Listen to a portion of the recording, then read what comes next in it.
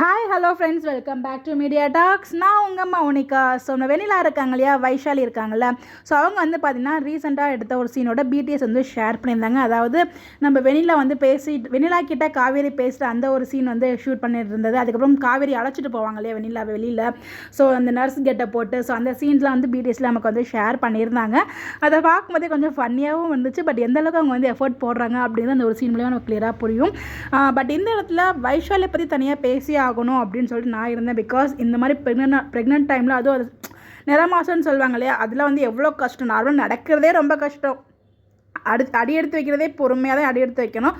அந்த மாதிரி டைமில் வந்து நடிச்சு கொடுக்க முடியாது அப்படின்னு சொல்லாமல் பட் வந்து எல்லா சீன்ஸுமே ஈவன் அந்த மாடிலேருந்து கீழே தள்ளி விடுவாங்க இல்லையா, ஸோ அந்த சீனுமே அவங்க தான் பண்ணியிருக்காங்க. ஸோ எல்லாத்தையுமே வந்து பார்த்திங்கன்னா ஒரு போல்டாக அவங்க வந்து பண்ணியிருக்காங்க. அதுக்கெலாம் ஒரு பெரிய ஒரு மனசு தைரியம் வேணும் அதெல்லாம் பண்ணுறதுக்கே. ஆக்சுவலாக எப்படி சொல்கிறது, அந்த லெவலுக்கு வந்து அவங்களோட இது மேலே அவ்வளோ லவ் வச்சுருக்காங்க, அவங்களோட பேஷன் மேலே அப்படின்னு சொல்லி எந்த அளவுக்கு லவ் வச்சுருக்காங்க அப்படின்றது எல்லாமே தெரியுது. ஸோ இந்த சீனில் கூட அவங்க வந்து சேஸ் பண்ணிட்டு போகும்போது அவங்களால நார்மலாகவே நடக்கவே முடியாதுங்க அந்த மாதிரி டைமில்.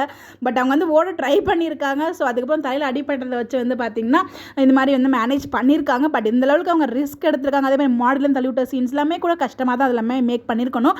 அந்த அளவுக்கு வந்து டீம் வந்து ஒரு இது வச்சுருப்பாங்க, செட்டப் எல்லாமே. ஓகேங்களா, அவ்வளோ அசால்ட்டெல்லாம் எடுக்க மாட்டாங்க. பட் இருந்தாலும் அவங்க வந்து அவங்கள பற்றி எதுவுமே யோசிக்காமல் நீங்கள் ரீப்ளேஸ்மெண்ட் பண்ணுங்கள் நினச்சா சொல்லியிருக்கலாம், நீங்கள் ரீப்ளேஸ்மெண்ட் கேரக்டர் வந்து எடுத்துக்கோங்க அப்படின்னு சொல்லிட்டு. பட் வந்து பார்த்தீங்கன்னா அவங்க எதுவுமே சொல்லாமல் நானே உங்களுக்கு நடிச்சு கொடுக்குறேன், ஃபுல் அண்ட் ஃபுல் வெண்ணிலாவை நானே நடிச்சு கொடுக்குறேன் அப்படின்னு சொல்லிட்டு அவங்க கடைசி சீன் வரைக்கும் நடிச்சு கொடுத்துருக்காங்க.